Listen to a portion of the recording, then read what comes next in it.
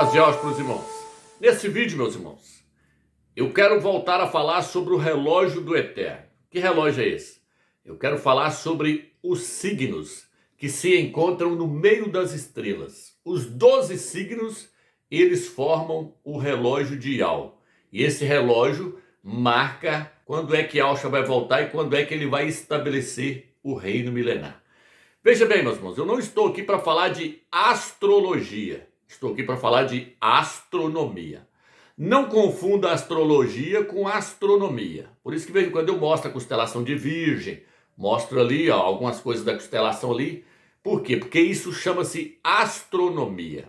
O Eterno condena a astrologia, que é querer adivinhar as coisas. Não. Eu estou aqui para falar de astronomia. A astronomia está na Bíblia. O próprio Eterno orienta os seus servos a entender a astronomia. O Eterno perguntou para Jó: você tem observado a constelação da Ursa Menor, da Ursa Maior? Você tem observado a constelação de Órion? Então o Eterno, ele não condena a astronomia, ele incentiva nós a pesquisar a astronomia. A questão dos astros ali para nós entender. Porque o Evangelho ele está escrito em cima e na terra. Por isso que o mapa mundial forma o Apocalipse 12. Então o Evangelho do Eterno está escrito nos céus e está na terra também. Então eu quero falar da astronomia. Eu quero falar desse relógio do Eterno, que ele é feito de 12 signos. Cada signo ali, representa as tribos de Israel. Eram 12 tribos. Então o que acontece? Vou colocar os signos aí na tela para vocês verem aí, o relógio do Eterno. Cada signo desse aí, ele dura 2000 anos. Aí o que eu quero trazer para os irmãos? Quero trazer para os irmãos o seguinte. Quando o Eterno fez Adão e Eva, ele começou ali com Adão e Eva no signo de Gêmeos. Gêmeos, o relógio do Eterno então começou ali com Adão e Eva, começou no signo de Gêmeos. Por isso que os dois, aparecem dois bonequinhos aí, um de frente para o outro aí, representando então Adão e Eva aí. Os dois eram almas gêmeas, por isso que é o signo de Gêmeos. Eva saiu de dentro de Adão, saiu da costela de Adão. E aí quando o Eterno apresentou Eva para Adão, Adão falou: essa sim é carne da minha carne e ossos dos meus ossos. Ela tinha saído dele, então eles eram almas gêmeas. Então o relógio começou no signo de Gêmeos. Aí quando eles caíram ali, passou-se para a era de Touro. A era de Touro. A era de Touro é a era em que o homem descobriu o aço, o ferro, o bronze, a espada, as armas de corte. Foi descoberto através de Tubal-Caim, um descendente de Caim. Tubal-Caim, um descendente de Caim. Está registrado no livro de Gênesis, capítulo 5. Tubal-Caim era ferreiro. Então o ferro, o aço, foi descoberto na era do touro. É tanto que lá no Egito, eles ainda ficou presos na era de touro. A era de touro acabou e eles ainda ficou presos. Lá no Egito aparece um touro com a bola na cabeça. Vou colocar a imagem para vocês verem aí, Porque os egípcios viveram praticamente na era do touro. Eles viveram na era do touro. Então o que acontece? Só que a era de touro acabou antes ali, um pouco antes ali. A era de touro ela foi até Abraão. Abraão nasceu no ano de 1948. Quando chegou na era de Abraão, acaba-se a era de touro e entra qual era? Vou colocar na tela aí de novo o relógio do Eterno. Entra a era do carneiro. Entrou a era do carneiro. Por isso que quando Abraão foi sacrificar o seu filho para o Eterno, o anjo de Yau bradou do céu e falou: Abraão, basta, não precisa sacrificar seu filho não. Você já provou para o Eterno que você ama ele mais do que seu filho. E aí apareceu um carneiro com o chifre enrolado em um arbusto, preso no arbusto, engarranchado no arbusto. Ele até falou aí, o cordeiro. E Yau providenciou o cordeiro no lugar do seu filho. Então ali o Eterno estava mostrando que tinha entrado a era de carneiro. É tanto que a palavra carneiro aparece aqui pela primeira vez no capítulo 22 de Gênesis. Começou então na época de Abraão. Só que aí os egípcios ficou presos na era de touro. A era de touro tinha acabado e eles ficou presos na era de touro. Aí chegou Moisés, matou o cordeiro ali e tal. Quando Moisés subiu no monte para receber as placas dos 10 mandamentos que ele desceu, o povo de Israel estava adorando o bezerro de touro. O bezerro ali, o touro, estava adorando o touro de ouro que eles fizeram. E aí o que acontece? Moisés jogou as pedras dos 10 mandamentos em cima daquele bezerro ali, moeu aquele bezerro, fez ele beber aquela água ali. Isso não sei se está, não cheguei a ler essa passagem na Bíblia, não sei se está na história ou se está na Bíblia. Mas eu sei que está registrado em algum lugar aí que eles beberam o pó daquele bezerro ali que foi moído ali. Mas a questão aqui é o seguinte: Moisés jogou a pedra em cima daquele bezerro, destruiu aquele bezerro, mostrando o quê? porque eles estavam cometendo idolatria. E ao mesmo tempo, o Eterno estava mostrando que a era de touro já tinha chegado ao fim. Que eles tinham que entender que eles estavam agora na era do carneiro. A era do carneiro tinha entrado, a era de touro passou. Agora entrou a era do carneiro. A era do carneiro entrou na época de Abraão. Entrou com Abraão 2000 anos depois que Adão caiu. Entrou a era do carneiro. Passou a era do touro e entrou a era do carneiro. É tanto que eles tocaram o chifre do carneiro ali, passou a ser as trombetas deles para eles tocar. Eles tocou o chifre do carneiro lá no pé do monte, ouviram o som das trombetas. Quando eles foram rodear a cidade de Jericó ali, Josué falou: vocês vão tocar as trombetas durante 7 dias. Cada dia vocês vão tocar a trombeta até as muralhas cair. As trombetas eram feitas de chifre de carneiro. Dá uma olhada aí, vou colocar na tela para vocês verem aí, ó. Vou colocar os carneiros também, o chifre deles aí para vocês verem. Olha os carneiros aí, olha os carneiros, o chifrão deles aí. Então as trombetas eram feitas de chifre de carneiro. Olha aí o rabino tocando aí, ó, a trombeta aí com o chifre de carneiro. Então entrou a era de carneiro. A era de carneiro era o quê, Romeu? A era de carneiro era a era da conquista, já que tinha a era de touro, fez as armas, fez o ferro, fez o aço, fez as armas. Agora a era de carneiro, então ela entrou. Ela entrou para quê? Para poder entrar a era da guerra, a era da conquista. Por isso que Josué entrou conquistando aquelas terras ali, ele estava guerreando para conquistar a terra. É a era do carneiro, é a era de conquistar a terra. Então, Josué, aquelas guerras ali, aquela luta para conquistar a terra de Canaã e pá, era a era da conquista de terra, era a era das guerras, era a era de usar as armas. Por isso que no livro de Daniel, capítulo 9, quando o Eterno dá a interpretação da visão ali, Daniel vê um carneiro com 2 chifres na beira do rio. O carneiro representava os Medo-Persa, que chegou para conquistar a Babilônia. A Babilônia já tinha conquistado Israel ali, já tinha conquistado vários reinos. Aí chegou o carneiro para conquistar a Babilônia. Olha o carneiro aí de novo aí, ó. E aí depois do carneiro então veio quem? O carneiro era os Medo-Persa, os 2 chifres, Medo e Persa. Depois veio Alexandre o Grande conquistando reinos, foi conquistando reinos, morreu com 33 anos, mas conquistou vários reinos, conquistou toda a Grécia. Alexandre o Grande conquistou a Macedônia, conquistou toda a Grécia. Aí depois veio Roma conquistando vários territórios, Roma conquistando, até chegar em Jerusalém no ano 63 e conquistou Jerusalém. Aí depois então vem a próxima era agora. A próxima era surge com Yalcha.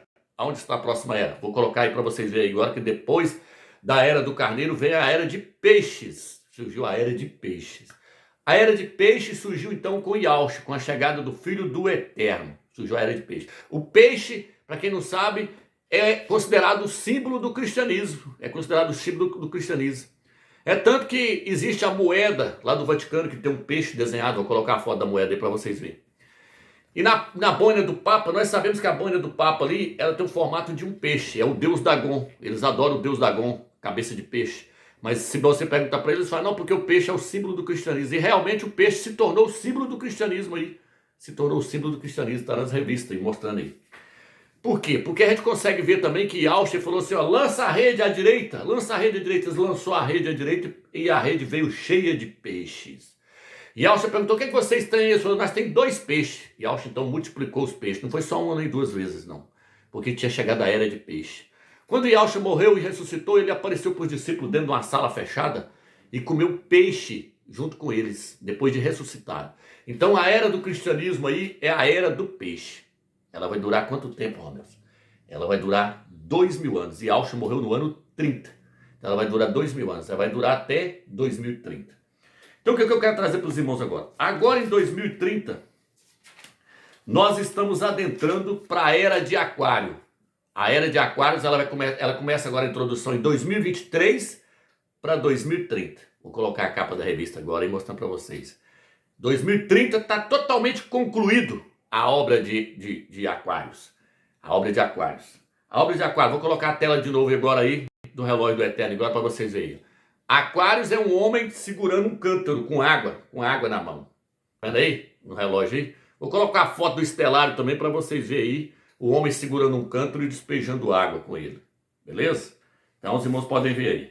Então essa era, a era de Aquários, ela vai começar agora. Por quê? Porque a era de Aquários, ela representa o próprio Yalcha.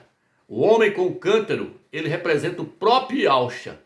O homem com o cântaro. Vou provar para vocês agora. Lucas capítulo 22, versículo 7 diz assim, Lucas 22, versículo 7. Veio o dia dos asmos, quando devia ser imolado a Páscoa. E Yahshua então enviou Pedro e João, enviou Carpos e Elrana, dizendo: ide preparar-nos a Páscoa para comermos. Perguntaram-lhe: onde queres que a preparemos? Respondeu-lhes: logo que entrares na cidade encontrareis um homem levando uma pilha de água, com um cântaro de água. Alguma tradução vai falar com um cântaro de água, com um pote de água. Segui-o até a casa em que ele entrar. Direis ao dono da casa: o mestre te pergunta: onde está a sala em que comereis a Páscoa com meus discípulos? E ele vos mostrará no andar superior uma grande sala provida de almofadas, preparai ali. E eles foram, acharam tudo conforme disseram Yahshua e prepararam a Páscoa. Então Yahshua virou e falou assim: vocês vão entrar dentro da cidade, vai encontrar um homem com um cântaro de água. E Yahshua está mostrando a chegada da era de Aquários. Esse homem representa o próprio Yahshua. O cântaro de água ali é porque ele vai lavar a sua igreja por meio da água, por meio da palavra. Efésios capítulo 5, versículos 26 e 27. Fala que Yahshua amou a igreja de tal maneira que se entregou por ela, para poder lavá-la por meio da água da palavra e apresentar ela a si como noiva pura, sem mácula, sem ruga e sem mancha, para poder casar com ele. Então, Yahshua está sendo representado por esse homem com um cântaro na mão, um cântaro de água. Está entendendo, irmãos? Está mostrando que agora em 2023 vai acontecer o arrebatamento da igreja que foi lavada por meio da sua água, por meio da palavra. A igreja de Filadélfia, ela vai sair agora, porque agora está sendo introduzido. A era de Aquário está sendo introduzida agora. E as eras, elas são introduzidas. Essa era aqui principalmente, ela foi introduzida na Páscoa. Está mostrando que ela vai ser introduzida na Páscoa. A era de Aquários. Olha aqui, olha que coisa maravilhosa. Na Páscoa, ele enviou os discípulos, falou: vocês vão encontrar um homem com um cântaro de água na mão. Ele vai levar vocês para o andar de cima. Esse homem é Yahshua, que vai levar a igreja de Filadélfia para o andar de cima, lá na glória. Ele falou assim: lá vocês vão encontrar uma sala cheia de almofada, toda imobiliada, toda preparada. Isso aqui está registrado em Apocalipse, capítulo 19, versículo 7. Bem-aventurados que são chamados à ceia das bordas do Cordeiro. Está entendendo, irmãos? Porque chegou a hora do casamento. Apocalipse, capítulo 19, versículo 7. É a hora das bordas do Cordeiro. Então, Yahshua está mostrando em que época vai entrar a era de Aquários. Vai entrar na Páscoa de abril. E em 2030 vai estar totalmente finalizado a era de Aquário. Vai estar totalmente introduzida a era de Aquário. E aí no milênio só vai entrar todos aqueles que foram lavados pela água, pela palavra do Eterno, pela palavra de Yahshua, que vão poder ser introduzidos na era do reino. Então a era de Aquários, ela introduz a era do reino milenar. E ela começa em 2023 e tem a sua finalização em 2030. Então agora, meus irmãos, nós entendemos que tudo que está aí no universo aí está dentro das Sagradas Escrituras.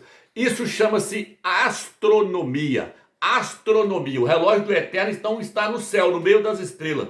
São os seus signos, 12 signos. O relógio tem 12 horas. Está entendendo, irmãos? Então esses signos aqui, cada signo equivale a 2.000 anos. 12 horas, 12 vezes 2 é 24. Os 24 anciões vão ser tirados para ser levados para glória. E aí, meus irmãos, vai começar a tribulação na terra. E em 2030 fecha-se por completo a introdução da era de Aquários. Aí Yahshua vai estabelecer o reino milenar. O reino milenar. Então espero que vocês entenderam esse estudo aí. É tremendo. Tem a era de Gêmeos, depois vem a era de Touros, depois chega em Abraão, surge a era do Carneiro. Vem Moisés e destrói ali o touro ali para mostrar que a era de carneiro, que aquilo ali é idolatria, que a era de carneiro havia chegado já, que aí eles começaram a tocar as trombetas, Jericó ali, tocou a trombeta do carneiro.